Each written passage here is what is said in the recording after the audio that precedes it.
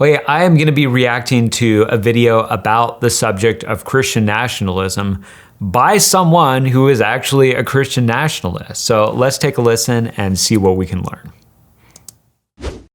The term Christian nationalism has been thrown around a lot lately, most of the time as a way to dismiss or mock anyone who wants to engage in politics as a Christian.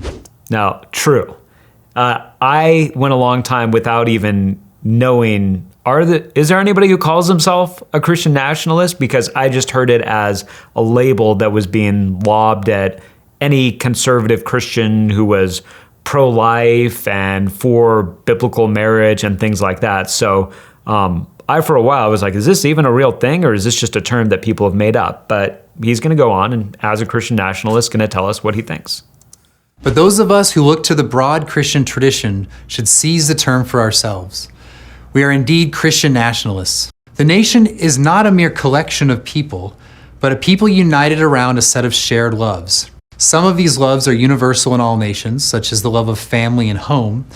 Other loves are more particular to each nation, such as shared culture, language, and national struggles and achievements. Together, these loves form a nation's way of life, generating a love for the place in which you and your ancestors conducted that way of life. Johann Herder once said that everyone loves his country, his manners, his language, his wife, his children, not because they are the best in the world, but because they are absolutely his own, and he loves himself and his own labors in them. Now I feel like that's something that as Christians absolutely is true. That there is something where you recognize if you're married, you view your wife, or if you're a woman, your husband, but you view your wife as like, this is the greatest woman ever. And there's a part of you that kind of knows, like, it's not that I think that's objectively true, but this is my wife, greatest wife ever. You know, Karina and I will frequently say, I'm like, oh, you're the best mom ever. And she'll say, you're the best dad ever to our kids. We both kind of know, we can't objectify that, but there is that sense of loving. We love our kids as our own. And that can absolutely be true as a country, where you can recognize, you can be part of the United States and you can say, I recognize that the people who are in the United States are not of more value before God than anybody else, but this is my country and I love my country because it's my country. That is not a corrosive thing that we need to fight against. That's something that I think you see exemplified throughout the Bible, and it's not a problem. Now, when we hear the term nationalism, many of us think of fascism or militarism, and there's a history of that in the world for sure. But it's better to think of the ism of nationalism as referring to the nation acting as a people for their national good. A Christian nation is a nation that is self-consciously Christian, and on that account seeks the nation's complete good, earthly and heavenly goods, for themselves and for their posterity. Now, the two ways that a people order themselves is through civil law and social customs. Civil laws, when just, are ordinances of God binding our conscience. Why? Because just laws are rooted in God's moral law.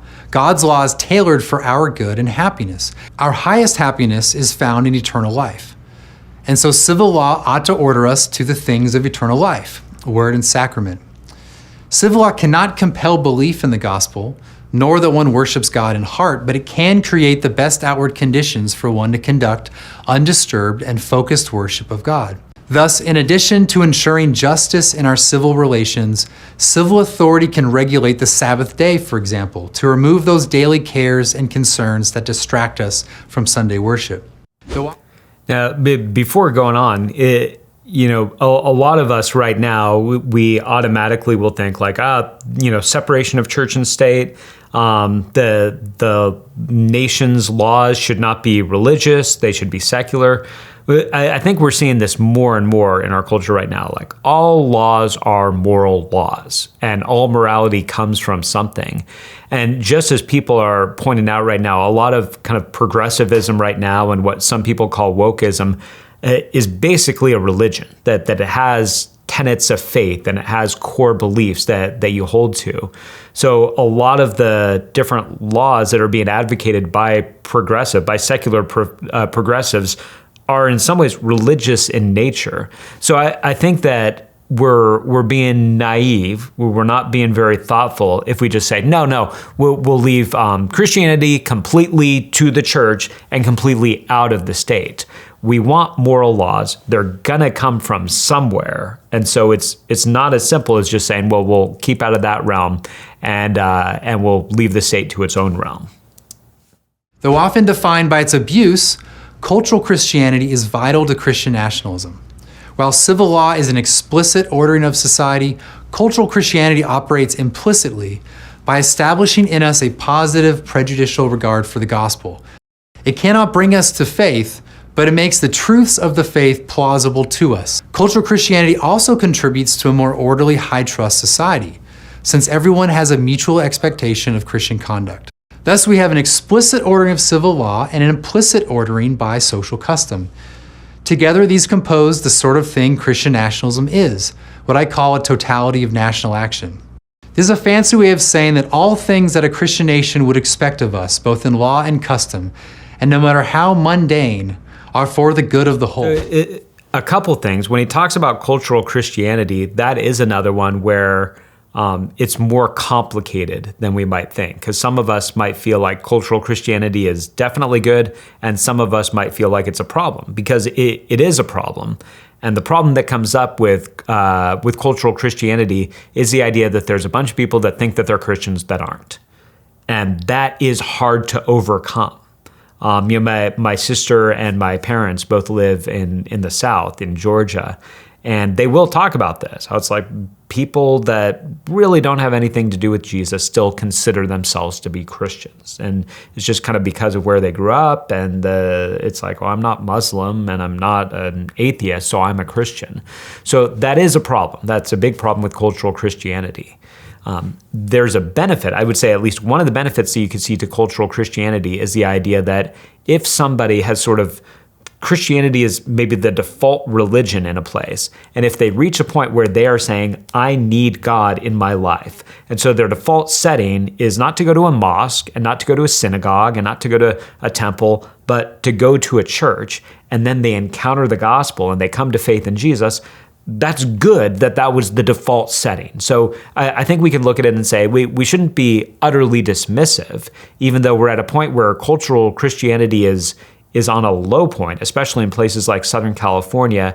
And that's bad because it makes certain ways that we would treat each other or behave just as sort of normal Americans no longer the default setting. But it's good because it makes it more clear. If you're trying to evangelize somebody and they know that they are not a Christian, that's better in some ways than evangelizing somebody who you're trying first to convince them that they're not a Christian. You're trying to show them that there's something that they still need.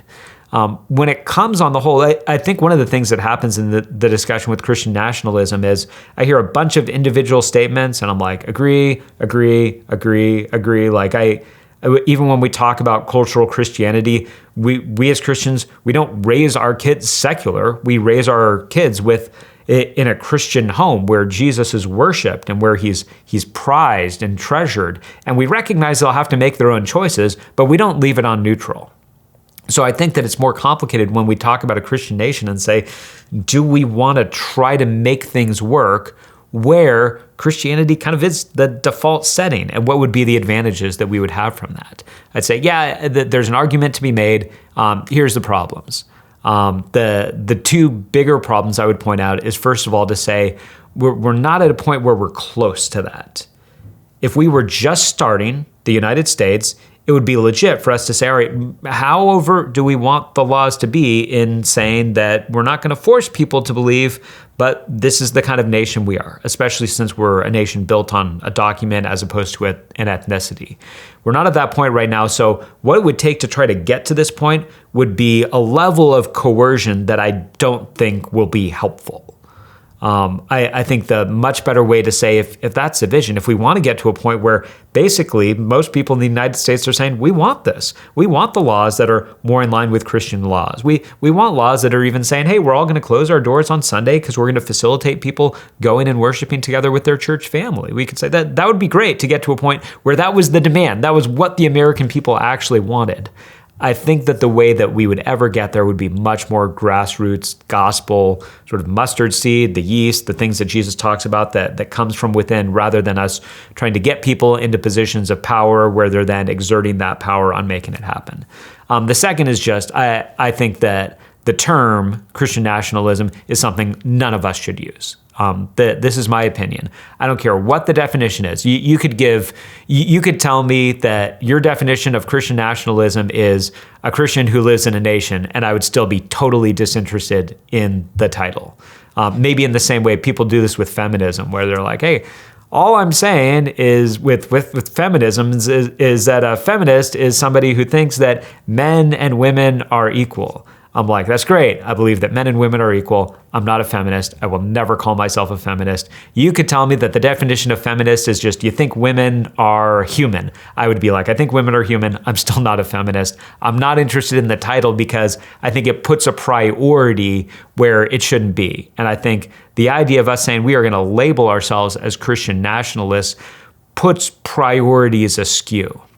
We are believers in Jesus. We are worshipers of Jesus. We have the anticipation of living as exiles in whatever country God has placed us. That's the consistent New Testament witness. We get to look back to the Old Testament to see how the Jews lived when they were in exile, and they settled in. They looked to be a blessing where they were. They considered the land that God had put them in during that time as their temporary home, but they always consider themselves where it's like our loyalty lies elsewhere, and we're going to be a little bit weird, and we're okay with that. We're okay because we're staying true to God. That's how we're living out our lives right now. And so I think the pilgrim, sojourner, exile mentality is much more biblical than adopting a title, even if you agree with a lot of the individual statements made, but to advocate for a label that ends up putting wrong emphasis just where it shouldn't be.